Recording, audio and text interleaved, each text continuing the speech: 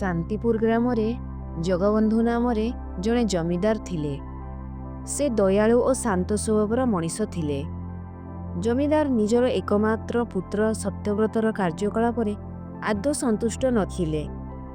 सांगसाथी सहित खियापिया बुलाबुली रे सत्यव्रतर पूरा दिन बीती जाउथिला। अनेक समय सत्यव्रत बंधु घरे रात्रि जापन करुथिला।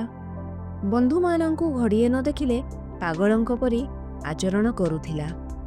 घर खाद्य ताकू आग परी रुचु नथिला। मौज मजलिस रे दिन काटिबा धीरे धीरे सत्यव्रतर अभ्यास रे परिणत होईगला। से दिनक पाई घर दायित्व नेउ नथिला कि निज पितांकु तांको कामरे केबे साहाय्य सहयोग करू नथिला। सत्यव्रत समयर महत्व बुझु नथिबारु उभय पितामाता चिंतित रहुथिले। अनेक प्रकार बुझेला परे भी तार स्वभाव रे सामान्य भी परिवर्तन हेउ नथिला। दिने जमीदार ए बाबदरे जणे संतंक ठारू परामर्श नेले। सबु कथा सुनी संत कहिले, दिने सत्यव्रत को मो पाखकु पठांतु, मु एहार समाधान बाट काढिबी। पितांक आदेश पाई सत्यव्रत दिने संतंक निकटरे पहुंचिला। सत्यव्रत संतंक पादस्पर्श करी प्रणाम कला। संत सत्यव्रत को निज कुटीर पछपट को डाकी नहीं तीनोटी अनाबना गछ को देखाइले। गोटे छोट आउ गोटे ताठारू टिके बड़ आउ अन्यटी आउ टिके बड़। संत कहिले, एबे मते तमे तीनिटी जाक गछ उपाड़िकी दियो। सत्यव्रत संगे संगे छोट गछटी को उपाड़ी देला।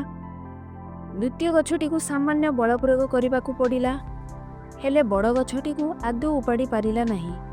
संत कहिले, शेष गछटी उपाड़ी पारिलनी कारण माटी और गछर बंधुता तुम बड़ ठारू अधिक शक्त थिला।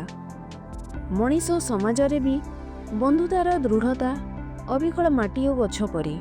जीवन रे बंधुतार आवश्यकता तो रहीची, हेले बंधुता अड़ुआल रे निज कर्तव्य को एड़ाई देवा आद्य ग्रहणीय नुहे। सुगुण रे परिपूर्ण बंधुटी जीवनर मार्ग को प्रशस्त करे, आउ दुष्ट प्रकृतिर बंधु जीवन को नरकरे परिणत करि दिए।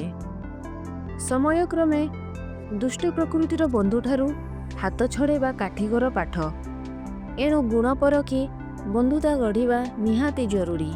सत्यव्रत निज भूल स्वीकार करी संतंक निकटरे क्षमा प्रार्थना कले।